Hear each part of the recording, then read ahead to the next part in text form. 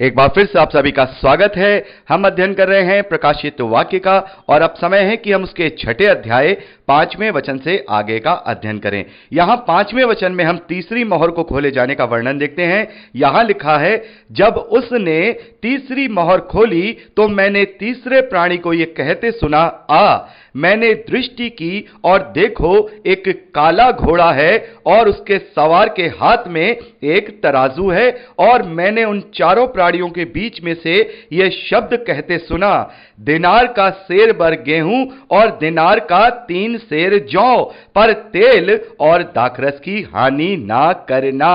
मेरे प्यारे भाई बहनों, यहां पर हम तीसरी मोहर को खोले जाते ही एक तीसरे घोड़े को देखते हैं जिसका रंग काला है। पहली मोहर को खोला गया, वहां पर हमने देखा सफेद घोड़ा है।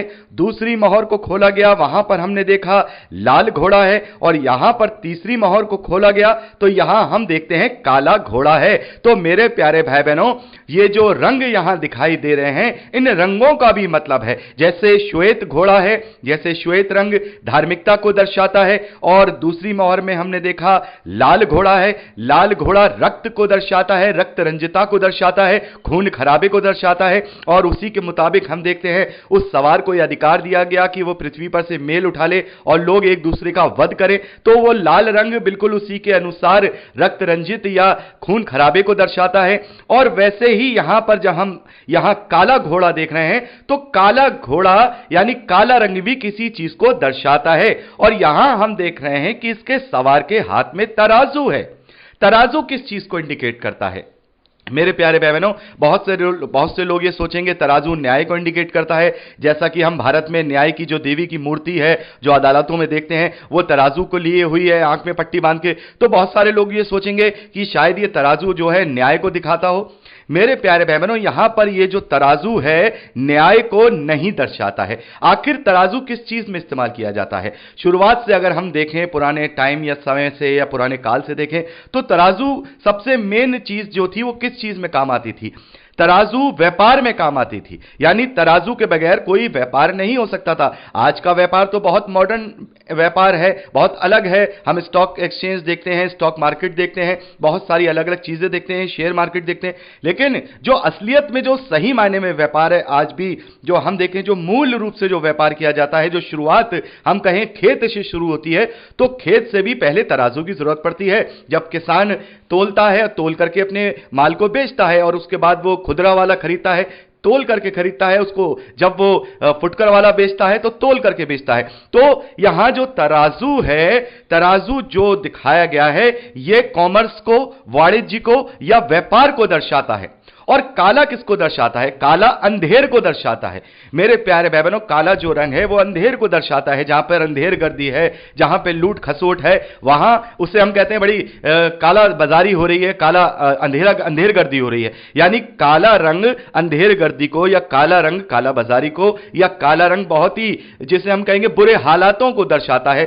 तो ये जो तीसरी मोहर खोली जा रही है, ये ऐसे टाइम पीरियड को दर्शा रही है, ऐसे समय काल को दर्शा रही है, ऐसे समय के दौर को दर्शा रही है जहां पर जो अर्थव्यवस्था है, या हम कहें व्यापार है, या जो वाणिज्य है, वो ये जो दौर होगा ये बिल्कुल अंधेर गर्दी वाला दौर होगा, या हम कहें बहुत ही मंदी वाला दौर होगा, बहुत ही आपाधापी वाला दौर होगा, बहुत ही गिरावट वाला दौर होगा।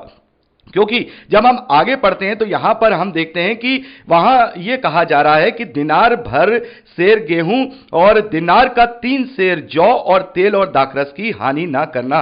तो यहां पर हम 4 चीजें देख रहे हैं। पहली चीज हम देख रहे हैं गेहूं, और दूसरी चीज देख रहे हैं जौ, तीसरी चीज तेल और दाखरस। तो ये 4 जो चीजें, जो मनुष्य की आवश्यकताओं की चीजें हैं, ये किस चीज को दर्शा रही हैं? मेरे प्यारे भाई बहनों, यहां पर ये जो 4 चीजें हैं, ये जो मनुष्यों के जो 4 कैटेगरीज हैं उनको दर्शा रही हैं। 4 कैटेगरी, जैसा हम जानते हैं जो समाज है वो 4 कैटेगरियों में बटा हुआ है।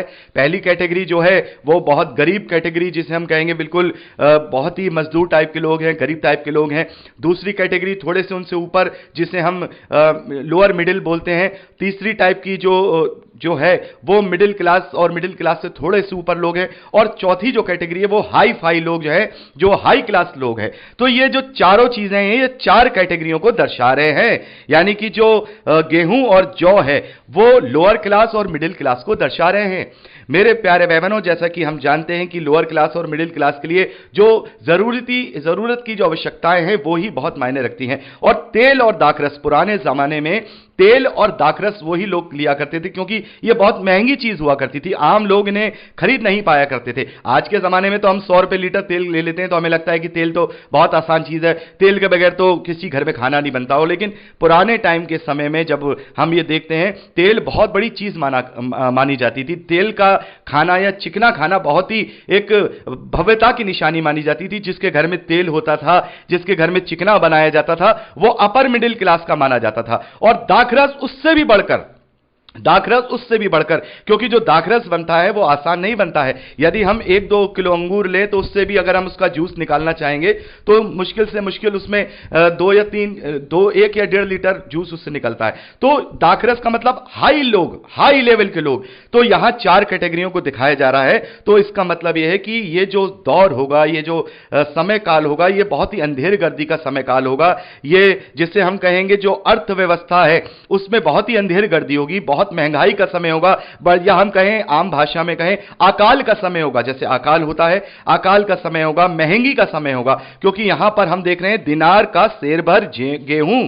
तो दिनार का क्या मतलब है मेरे प्यारे भाई बहनों? उस समय में जब यह पत्री लिखी जा रही है, दिनार का मतलब यह होता है कि जो एक मजदूर होता था उसे पूरे दिन भर की जो मजदूरी मिलती थी, जिसे आम भाषा में हम दिहाड़ी कहते हैं। एक मजदूर की जो दिहाड़ी होती है, एक कॉमन मैन की जो एक पूरे दिन की जो हम कहें सैलरी होती है, वो जो होती है वो 1 दिनार के बराबर हुआ करती थी। 1 दिनार मतलब 1 दिन की मजदूरी, 1 दिन की दिहाड़ी, जो एक कॉमन मैन अपने जीवन में कमाता है। आज के समय में देखा जाए 400, 500 या 600 रुपए उसकी कीमत आती है। तो यहां हम क्या देख रहे हैं? 1 दिनार में सेर भर गेहूं और 1 दिनार में 3 सेर जौ। यानी इतनी महंगी होगी, इतनी अंधेरगर्दी होगी, इतना कालाबाजारी होगी, इतनी आर्थिक मंदी छा जाएगी कि लोगों को इन सब चीजों के क्राइसिस होंगे, लोग इन्हें ले नहीं पाएंगे और ये बड़े महंगे और कालाबाजारी में बिकेंगे।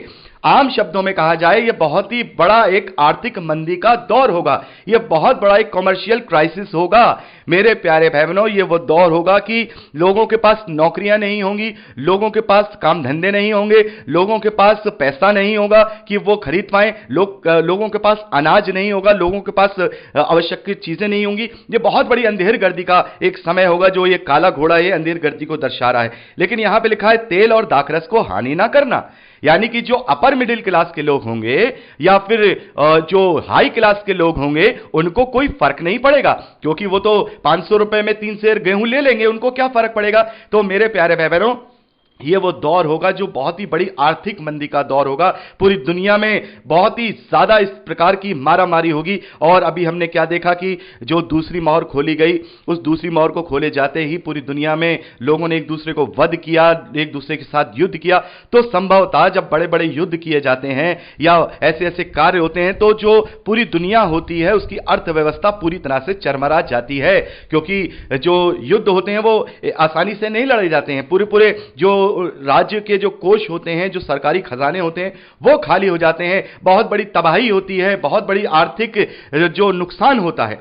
तो यहां हम देखते हैं दूसरी मोहर का इंपैक्ट निकल के ये आता है, दूसरी मोहर से ये इंपैक्ट निकल के आता है कि पूरी दुनिया में ये वो दौर होगा जब बहुत भयंकर वाला आर्थिक मंदी का समय होगा। जैसे मैंने आपको कहा, दुनिया भर में नौकरियां नहीं होंगी, और आज भी कुछ हम ऐसे चिन्ह आसपास देख रहे हैं और जिसमें हम ये देख रहे हैं कि लोगों की नौकरियां जा रही हैं, आर्थिक मंदी का वो सामना कर रहे हैं, काला बाजारी का सामना कर रहे हैं। लेकिन ये कुछ नहीं है, आगे आने वाले समय में इससे भी बढ़कर बहुत बुरी परिस्थितियां होंगी।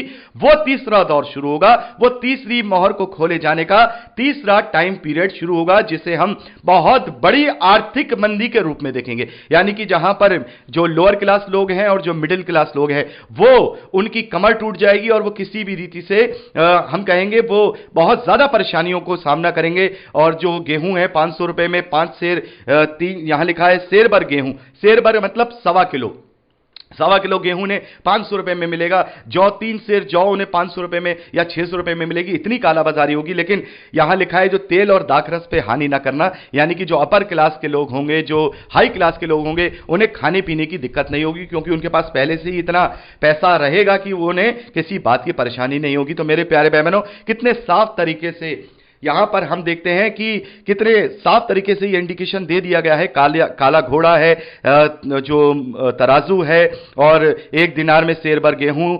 1 दिनार में 3 सेर जौ, तेल और दाखरस पे हानि ना करना। तो ये आर्थिक मंदी को दर्शाता है, यानी ऐसा पीरियड जहां बहुत अंधेरगर्दी, बहुत काला बाजारी होगी। और इसके विषय में भी प्रभु यीशु मसीह ने हमें चिन्ह दिया है। जैसे प्रभु ने सबसे पहला चिन्ह हमें दिया कि झूठे मसीह उठ खड़े होंगे, जो पहली मोहर को तोड़े जाने के वर्णन से मेल खाता है। दूसरा, तुम लड़ाइयों और लड़ाइयों की चर्चा सुनोगे। ये तीसरी, माफ कीजिएगा, ये दूसरी मोहर को खोले जाने को जो है यहां पर प्रूव करता है। और यहां प्रभु ने उसके बाद कहा है, क्योंकि जाति जाति राज्य राज्य पर चढ़ाई करेगा और जगह जगह अकाल और भूकंप होंगे। जगह जगह अकाल और भूकंप होंगे। तो ये जो अकाल है और ये भूकंप है, यहां ये जो शब्द प्रभु यीशु मसीह ने कहे हैं, ये तीसरी और चौथी मोहर को खोले जाने के साथ जो समय काल शुरू होंगे, उनका इंडिकेशन है। अकाल का मतलब महंगी होना, अकाल का मतलब किसी भी चीज की कमी होना। और जब धरती पे किसी चीज की कमी होती है, तभी उसकी कालाबाजारी होती है, तभी अंधेरगर्दी होती है, तभी उस चीज के लिए जो है महंगी होती है। तो अकाल का मतलब महंगी होना, यानी अकाल का मतलब हम कहेंगे आज के मॉडर्न एज में अगर हम ये देखें, उस समय तो प्रभु यीशु मसीह ये तो कहते नहीं कि भाई पूरी दुनिया में ऐसी अर्थव्यवस्था होगी, फिर वो अर्थव्यवस्था क्लॉप्स करेगी, फिर वो अर्थव्यवस्था ऐसे बैठ जाएगी। आम और बिल्कुल सरल भाषा में प्रभु यीशु मसीह ने कहा कि बड़े बड़े अकाल होंगे, यानी कि अकाल का मतलब होता है घटी होगी। काम, जो आवश्यक चीजें होंगी उनकी घटिया हो जाएंगी, लोगों के पास नौकरियां नहीं होंगी, लोगों के पास उनका जो उनको मजदूरी है वो नहीं होगी, काम नहीं होगा, लोगों के पास पैसा नहीं होगा। क्योंकि पहले के समय में जो मेन जो लोगों के जो काम हुआ करते थे, व्यवसाय हुआ करते थे, वो खेती पर निर्भर थे।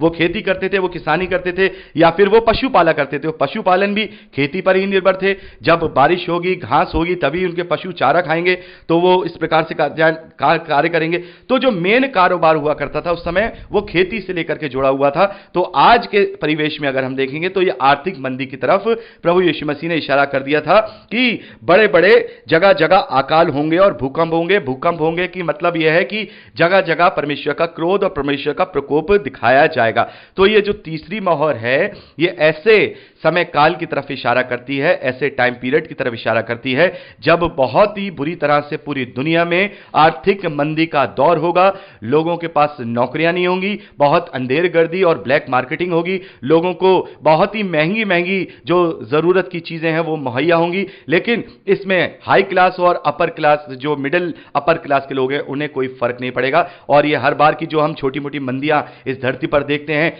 वहां हम देखते हैं कि जो लोअर क्लास होते हैं, जो मजदूर होते हैं, उन पर ही ये सारी मंदी का असर होता है। बड़े बड़े लोग जो करोड़पति बिजनेसमैन बैठे हैं, उन्हें किसी भी प्रकार की अकाल से और किसी भी प्रकार की मंदी से कोई फर्क नहीं पड़ता। तो ये वो समय होगा अंधेरगर्दी का, ये काला बाजारी का समय होगा, जो तीसरी मोहर को खोले जाते ही होगा।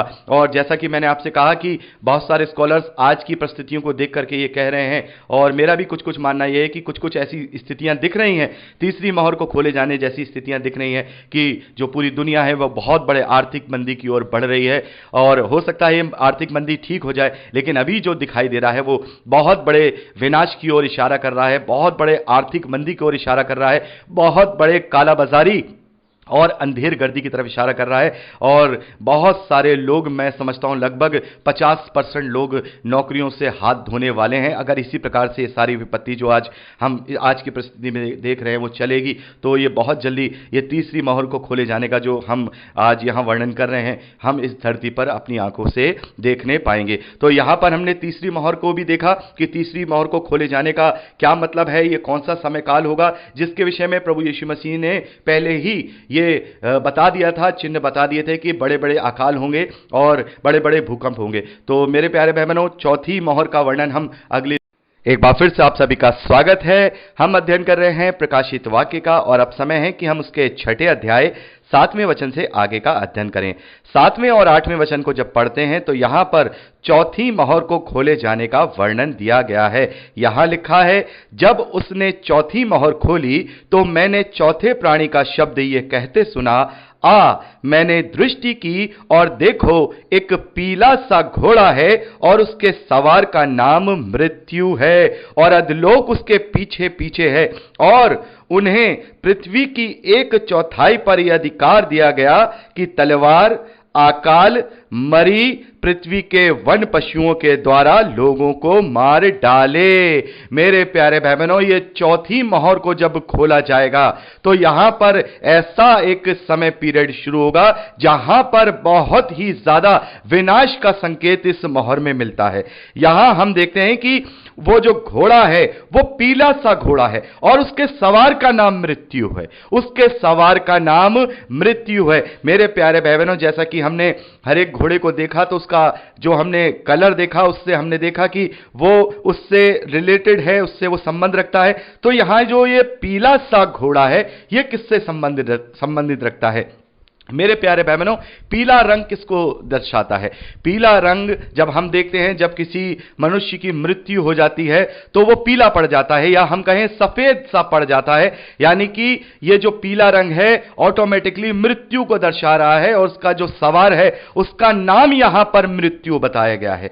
मृत्यु बताया गया है और उसके पास ये अधिकार है, मेरे प्यारे भाई बहनों, उसके पास ये अधिकार है कि वो पृथ्वी की 1/4 पर मेरे प्यारे भाई बहनों, ये जो 1/4 का जो यहां ये जो गणना ली गई है, यदि आज की परिस्थिति में देखें तो 760 करोड़ की आबादी इस पूरी दुनिया में है। यानी 760 करोड़ लोग पूरी दुनिया में हैं और यदि हम 760 करोड़ को यदि 1/4 में अगर हम कन्वर्ट करते हैं तो लगभग 190 करोड़ जो मनुष्य हैं वो बनते हैं। यानी कि इंडिया की पॉपुलेशन जो कि 135 करोड़ है उससे भी 1.5 गुना ज्यादा, यानी 1/4 लोग 190 करोड़ होते हैं। यानी ये जो विपत्ति है, ये जो क्रोध है, ये जो मृत्यु है, ये पृथ्वी के लगभग 190 करोड़ लोगों पर दिया जाएगा। यानी कि लगभग 190 करोड़ लोग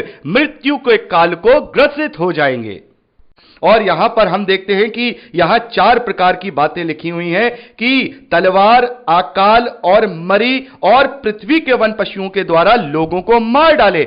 तो जैसा कि मैंने आपको बताया था, अभी हमने पहली रिकॉर्डिंग में बात की थी कि परमेश्वर 4 प्रकार के दंड पृथ्वी पर देता है। जैसा हम यहेजकेल नबी की पुस्तक उसके 14वें अध्याय में पढ़ते हैं, जहां पर लिखा गया है तलवार महंगी, अकाल या फिर मरी और जो वन पशु हैं या दुष्ट जंतु हैं।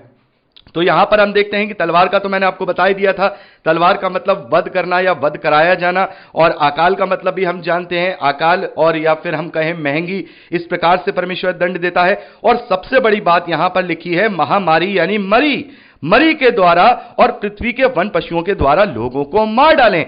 यानी इन 4 तरीके से चारों दंडों को परमेश्वर इस धरती पर उस सवार को या हम कहें जिसके पास ये अधिकार है कि वो 190 करोड़ से भी ज्यादा लोगों में मृत्यु को फैलाए और उन्हें मार डाले। तो मेरे प्यारे भाई बहनों, ये बहुत बड़ा आंकड़ा है। पूरी पृथ्वी की जनसंख्या का अगर 1/4 करते हैं तो 190 करोड़ लोगों पर यह विपत्ति आने वाली है। तो इसकी भयानकता को आप समझिए कि यह कितना भयानक होगा कि 190 करोड़ लोग मृत्यु के काल में समा जाएंगे और यह परमेश्वर के चारों दंडों के अनुसार होगा। यानी कि तलवार, अकाल, मरी और वन पशुओं के द्वारा। तो मेरे प्यारे भाई बहनों, हम इसकी भयानकता को समझ सकते हैं कि परमेश्वर अपने क्रोध को किस रीति से इस धरती पर चौथी मोहर को खोले जाने के बाद प्रकट करेगा कि इस धरती पर 1/4 लोग मृत्यु को प्राप्त हो जाएंगे। और चौथी मोहर को खोले जाने का वर्णन हम इसी रीति से देखते हैं कि इसका भयानक रूप ऐसा है कि लगभग 190 करोड़ लोग इस मृत्यु को प्राप्त हो जाएंगे।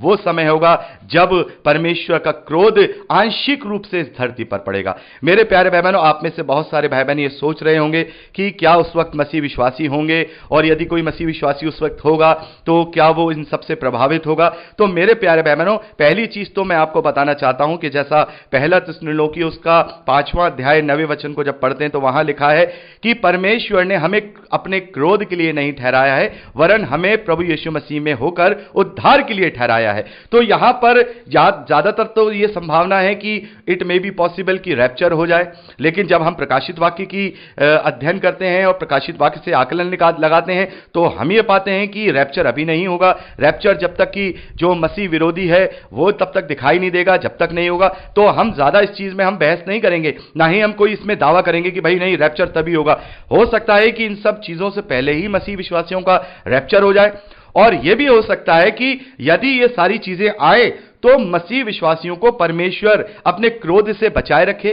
सच्चे मसीह विश्वासियों को, मेरे प्यारे भाई बहनों, जो सच्चे मसीह विश्वासी होंगे, मैं ये समझता हूं कि परमेश्वर अपने क्रोध को उन पर नहीं उंडेलेगा, और यदि उंडेलेगा तो उन्हें वो बचाए रखेगा। और यदि किसी रीति से वो उससे ग्रसित भी हो जाएंगे तो मसीह विश्वासियों के लिए जीवन और मृत्यु कोई मायने नहीं रखता। जैसे पौलुस कहते हैं कि जीना मसीह और मरना मसीह में लाभ है। तो जैसा कि हम देखते हैं कि यदि परमेश्वर का क्रोध इस धरती पर पड़ता है और उसमें मसीह विश्वासी भी उसकी चपेट में आ जाते हैं तो इसमें कोई बड़ी बात नहीं है। यदि वो उनके मृत्यु की भी हानि होती है तो वो मृत्यु की हानि उठा करके भी अनंत जीवन का लाभ उन्हें मिलेगा। तो ये हम इस बात से डरे नहीं, इस बात से घबराए नहीं, और इस बात को अपने जीवन में लेके चलें कि यदि उस समय में हम हुए या मसीह विश्वासी हुए तो उनका क्या होगा।